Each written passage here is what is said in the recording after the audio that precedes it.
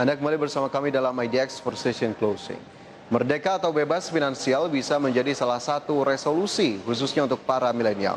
Dan terdapat beberapa hal yang bisa dilakukan agar merdeka secara finansial.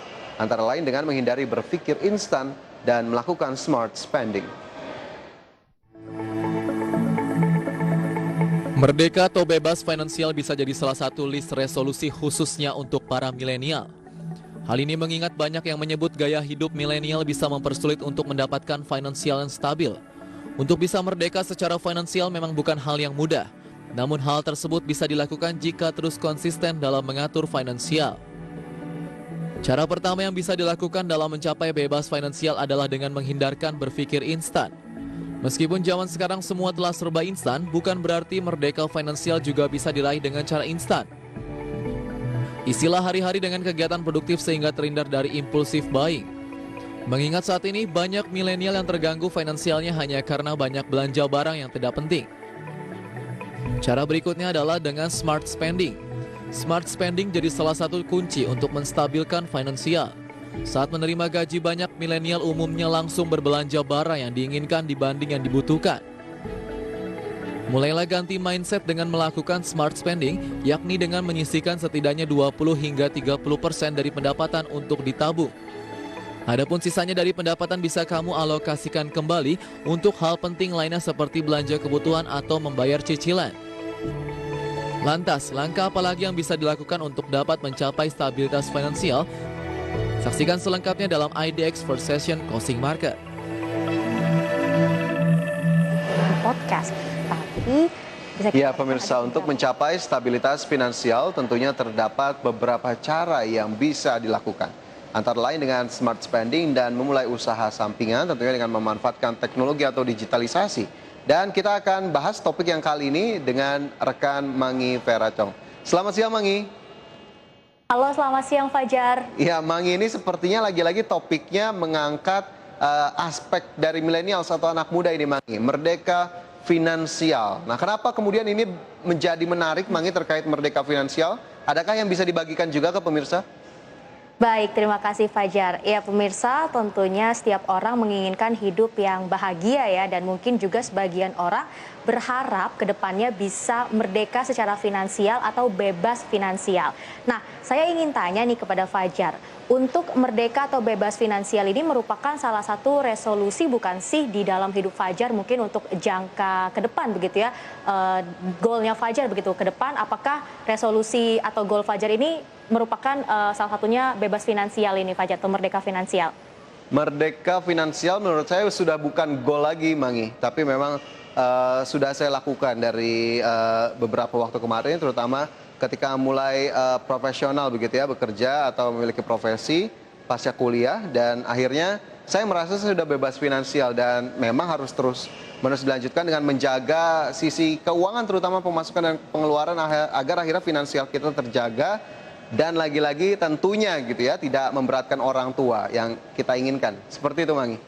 Baik, luar biasa Fajar. Tapi ternyata menurut beberapa pihak nih Fajar, kaum milenial ya seperti saya, Fajar, dan mungkin pemirsa begitu ya, ini sangat sulit sekali untuk mencapai yang namanya merdeka atau bebas finansial. Karena ternyata milenial saat ini dinyatakan sebagai generasi yang boros, impulsif, dan sering berbelanja hal-hal yang tidak penting. Nah, bagaimana menurut Fajar terkait pernyataan tersebut? Sedikit banyak memang sebetulnya menggambarkan begitu ya dari generasi milenial. Mungkin juga termasuk saya yang memang suka spending atau belanja di beberapa barang tertentu atau mungkin di makanan atau minuman tertentu. Tapi tetap saya kembalikan bahwa ini memang sudah saya alokasikan sebelumnya. Jadi jangan sampai keluar dari apa yang sudah saya alokasikan. Jadi memang kalau dari saya pribadi semua harus bisa menjaga dan dalam tanda kutip mematuhi rambu-rambu atau alokasi yang sudah ditetapkan Mangi. Jadi tidak kebablasan. Betul sekali, luar biasa cara yang telah Fajar lakukan untuk mencapai merdeka atau bebas finansial. Dan saya juga ingin membagikan sedikit tips begitu kepada pemirsa, langkah apa saja sih yang bisa kita lakukan agar bisa mencapai merdeka ataupun bebas finansial. Nah, cara yang bisa dilakukan pertama adalah tidak berlaku impulsif begitu ya, atau menghindari berpikir secara instan. Meskipun saat ini kita katakan kita hidup di zaman yang serba instan ya, ketika kita ingin membeli suatu barang atau kita ingin menonton film, cukup menggunakan gadget saja, semua sudah bisa terpenuhi. Tapi penting sekali untuk tidak berlaku secara impulsif begitu ya. Jadi untuk menghindari impulsif buying ataupun agar kita tidak berpikir secara instan ya ketika ingin membeli suatu barang, tips yang bisa saya bagikan adalah dengan mengisi kegiatan sehari-hari dengan kegiatan yang produktif. Bahkan mungkin bisa diisi kegiatannya dengan kegiatan yang memang bisa menghasilkan uang, bukannya untuk membuang-buang uang. Kemudian hal lain yang bisa dilakukan untuk mencapai merdeka finansial atau bebas finansial adalah dengan smart spending. Nah, saat ini banyak sekali masyarakat ataupun milenial begitu ya, ketika mendapatkan gaji ataupun mendapatkan pendapatan, hal yang pertama dilakukan adalah membeli barang yang mereka inginkan. Padahal hal yang baik dan benar adalah ketika mendapatkan gaji atau pendapatan, hal yang harus dilakukan adalah disisihkan untuk diinvestasikan, kemudian baru dibelanjakan untuk kebutuhan yang memang dibutuhkan, bukan barang-barang yang memang hanya diinginkan semata, Fajar. Jadi meskipun di luar sana banyak sekali masyarakat atau pihak-pihak yang mengatakan milenial ini boros begitu ya, dan sulit mencapai merdeka finansial, tetap ada beberapa hal yang bisa kita lakukan agar bisa mencapai merdeka ataupun bebas finansial, antara lain tadi smart spending dan juga menghindari impulsif buying, Fajar. Nah, ini tentunya cukup menarik, ada smart spending, kemudian juga impulsive buying, agar kemudian tidak juga dilakukan oleh millennials yang terkenal dengan suka jajan, suka membeli apapun yang diinginkan. Tapi selain cara tadi, Mangi, adakah kemudian cara yang bisa juga dilakukan untuk bisa meraih merdeka finansial? Baik, tadi saya juga sudah sampaikan ya, selain melakukan smart spending dan juga tidak impulsif buying, ternyata ada beberapa cara yang bisa milenial lakukan agar bisa cepat mencapai merdeka finansial. Dan kita bisa saksikan bersama pemirsa melalui layar televisi Anda. Cara berikutnya adalah dengan membuka usaha sampingan. Kemudian cara yang bisa kita lakukan lainnya tentunya adalah menyiapkan dana darurat. Nah, terkait dengan dana darurat ini sebenarnya penting ya bagi kita untuk menyiapkan tabungan demi menjamin hidup kita di kemudian hari atau di hari tua. Tapi di samping menyiapkan tabungan, kita juga sangat penting untuk menyiapkan dana darurat, karena dana darurat ini bisa kita gunakan ketika ada sesuatu hal yang terjadi atau urgent begitu ya. Ini kita bisa gunakan dana darurat, dan penting sekali saya tegaskan di sini dalam menyiapkan dana darurat, pilihlah instrumen investasi yang memang liquid agar dananya ini bisa kita gunakan atau bisa kita tarik dengan cepat begitu ya ketika memang kita membutuhkan dana tersebut. Selain itu, hal lain yang bisa kita lakukan tentunya adalah dengan berinvestasi. Nah, investasi kembali lagi saya tegaskan ini cukup penting ya untuk menjamin kehidupan kita di masa mendatang atau di hari tua, dan penting juga untuk melakukan investasi sejak dini. Karena semakin dini kita melakukan investasi, artinya akan semakin cepat juga kita untuk mencapai merdeka ataupun bebas finansial. Selain itu, ternyata saat ini juga sudah banyak sekali instrumen investasi yang bisa kita dapatkan begitu ya, atau kita lakukan, mulai dari saham, kemudian obligasi dan juga reksadana. Tinggal kita sesuaikan saja dengan kebutuhan yang memang sesuai begitu ya dengan diri kita sendiri. Apalagi saat ini juga sudah mulai banyak sekali platform digital ya, terutama ada beberapa e-commerce di Indonesia yang memang menyediakan layanan investasi digital hanya dengan Rp10.000 saja. Jadi sebenarnya dengan kebutuhan yang sudah ditawarkan ini tidak ada lagi alasan untuk masyarakat ataupun para kaum milenial untuk tidak berinvestasi, Fajar. Oke, jadi di sini poin utama yang saya dapatkan dan saya tekankan adalah smart management dari pendapatan dan kemudian juga pengeluaran agar langkah-langkah atau kebutuhan-kebutuhan prioritas segera dipenuhi terlebih dahulu jika kita sudah menerima pendapatan, untuk kemudian juga bisa dialokasikan untuk investasi. Oke, anggaplah Mangi kita sudah melakukan hal tersebut dengan baik begitu ya, smart management kita sudah cukup terjaga. Kemudian kita ingin menambah income kita atau pemasukan kita melalui usaha sampingan. Nah, terkait usaha sampingan ini sendiri, tadi juga Mangi sudah sebutkan bisa menambah pemasukan kita. Ini seperti apa sebetulnya untuk memulai usaha sampingan? Adakah kemudian tips-tips tersendiri untuk usaha sampingan yang akan kita mulai? Baik, jadi untuk memulai usaha sampingan ya untuk menambah pendapatan kita di masa pandemi COVID-19 ini tentunya bisa dimulai dengan usaha kecil-kecilan saja atau mungkin ketika kita belum memiliki modal yang cukup atau modal yang banyak, kita bisa memulai dengan menjadi reseller dari sebuah produk, entah itu produk mungkin pakaian ataupun sepatu dan lain-lainnya. Atau mungkin kita bisa juga menambah atau mencari pendapatan ya dengan menjadi pekerja sampingan atau freelancer begitu ya, atau dengan bisa memanfaatkan keahlian yang kita miliki, contohnya menjadi penulis artikel, menjadi mungkin desain logo ataupun juga bisa menjadi translator. Dan kemudian ada satu hal juga yang cukup menarik ketika kita ingin memulai usaha sampingan, yaitu cobalah memulai usaha dengan hobi yang kita miliki. Contohnya ketika seseorang ini hobi masak, nah mungkin bisa memulai usaha untuk berjualan makanan ataupun bisa memulai usaha untuk berjualan alat-alat masak. Kemudian jika seseorang juga misalnya hobi ya dalam mengoleksi ikan hias, ini juga bisa dijadikan bisnis di kedepannya yang memang bisa mendatangkan cuan di tengah pandemi COVID-19 ini. Dan terkait dengan bisnis yang bisa kita jalankan dengan hobi begitu ya, ketika seseorang contohnya nih, ketika seseorang hobi masak, nah kita bisa menjual makanan-makanan karena saat ini sebenarnya untuk menjual makanan ya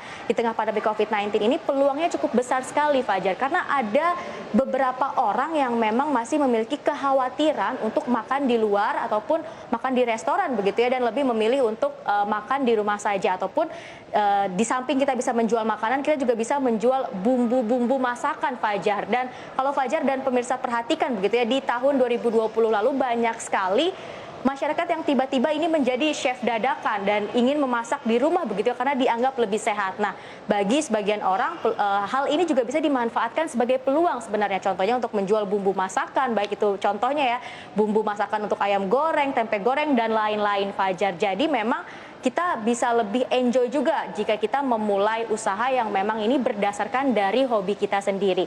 Dan kemudian saya juga ingin bertanya nih kepada Fajar. Tadi kan saya juga sudah sempat menyampaikan bahwa jika seseorang hobi begitu ya mengoleksi ikan hias, nah apakah ini sebenarnya bisa dijadikan bisnis yang cukup menjanjikan Fajar ke depannya?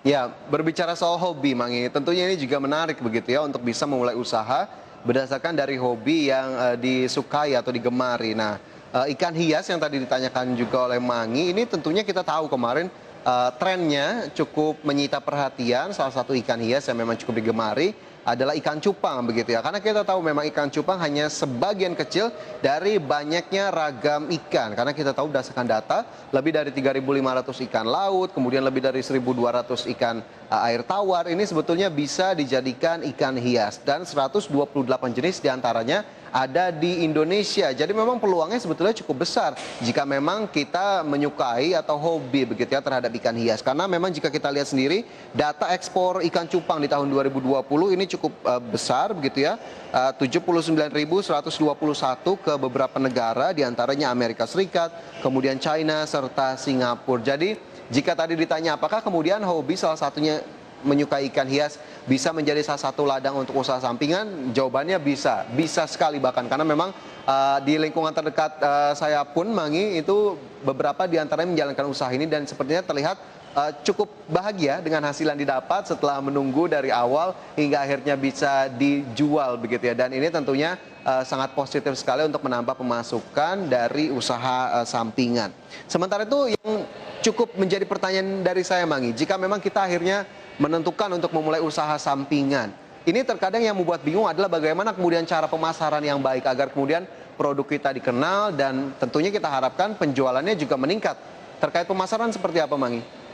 Baik, salah satu cara pemasaran yang bisa kita lakukan di tengah pandemi COVID-19 tentunya adalah dengan memasarkan produk kita secara digital begitu ya, karena bisa kita katakan saat ini masyarakat sudah mulai meninggalkan tradisi berbelanja offline dan lebih memilih untuk berbelanja online. Dan penting sekali nih sebenarnya di tengah pandemi COVID-19 ini kita bisa memanfaatkan sosial media yang kita miliki tidak hanya untuk sekedar hiburan saja, tapi juga untuk bisa mendatangkan cuan bagi kita ya di tengah pandemi COVID-19 ini. Apalagi kita katakan saat ini sosial media juga jenisnya sudah banyak sekali ya, mulai dari Instagram, kemudian YouTube, ada TikTok nih yang lagi hits, kemudian juga ada Clubhouse yang juga baru saja masuk begitu ya ke Indonesia. Nah, terkait dengan TikTok, ternyata menurut survei yang dilakukan dari Sensor Tower, TikTok ini merupakan aplikasi kedua di dunia yang paling banyak diunduh oleh masyarakat. Bahkan jumlah unduhannya sampai saat ini begitu ya sudah mencapai 62 juta unduhan.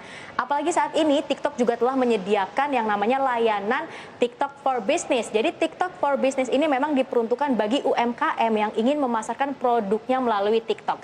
Dan kita juga bisa saksikan bersama pemirsa melalui layar televisi Anda sebenarnya apa sih bedanya TikTok for Business dan juga TikTok biasa begitu ya. Oke, jadi ternyata TikTok for Business ini memiliki yang namanya Creative Tools. Nah, Creative Tools ini ternyata merupakan serangkaian tools yang memang cukup menarik begitu ya, fiturnya lebih banyak dibandingkan dengan TikTok biasa. Antara lain contohnya seperti TikTok Ad Studio, kemudian Smart Video Soundtrack dan juga Video Creation Kit. Selain itu ternyata TikTok for Business ini juga memiliki fitur yang dinamakan flexible budget. Jadi ini bisa menyesuaikan perusahaan dari berbagai level dan kalangan agar bisa menikmati fitur TikTok for Business ini. Kemudian ternyata hal lainnya yang bisa kita nikmati jika kita memang memiliki TikTok for Business ini adalah tentunya memiliki fitur performance targeting begitu ya. Jadi ketika seseorang atau UMKM memasarkan produknya ini akan lebih tepat sasaran karena akan digiring oleh TikTok tersebut ke memang kepada customer yang tepat gitu ya, agar produk kita lebih bisa terjual lebih banyak dan juga bisa sampai kepada customer yang tepat. Tapi untuk Fajar sendiri sejauh ini Fajar main TikTok nggak nih Fajar?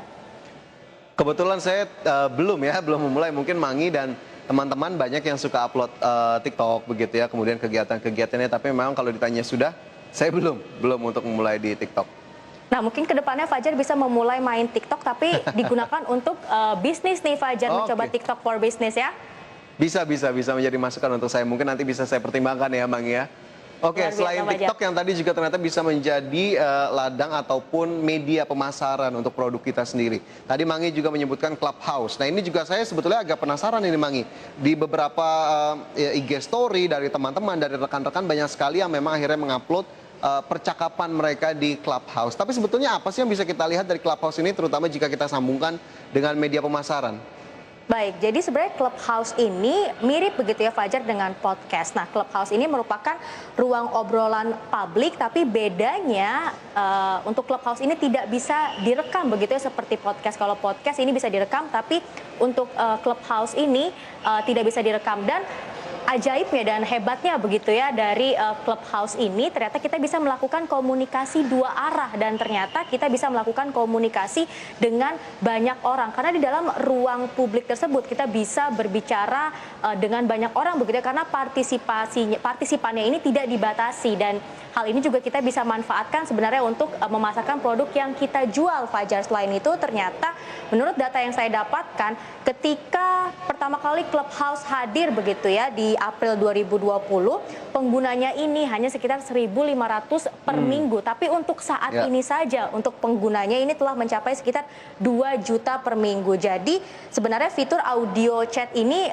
sangat diminati ya di tengah pandemi COVID-19 ini. Dan hal tersebut juga bisa kita manfaatkan untuk memasarkan produk yang kita jual atau kita miliki. Dan bisa lebih banyak lagi mencapai ataupun menggait para pembeli. Tapi sayangnya ternyata ya Clubhouse ini belum dinyatakan masih belum terdaftar begitu di Menteri Komunikasi dan Informasi dan kedepannya kita berharap semoga Clubhouse ini memang bisa segera legal dan juga bisa dimanfaatkan begitu Fajar. Oke, jadi memang ada beberapa poin tadi ya. Jika kita ingin melakukan usaha sampingan, beberapa platform bisa kita manfaatkan. Tapi sebelum kita ke sana, tadi juga ada smart management, smart spending untuk bisa kemudian kita merdeka secara finansial. Dan Mangi, sepertinya diskusi kita kali ini tentunya bisa menjadi tambahan informasi baru dan juga referensi bagi rekan-rekan dan juga pemirsa di hari ini. Semoga kita bisa memulai usaha baru mungkin dan juga bisa merdeka secara finansial dalam waktu dekat dan secara berkelanjutan. Terima kasih banyak Mangi atas diskusinya siang hari ini. Dan pemirsa, IDX Precision Closing akan segera kembali usai jeda.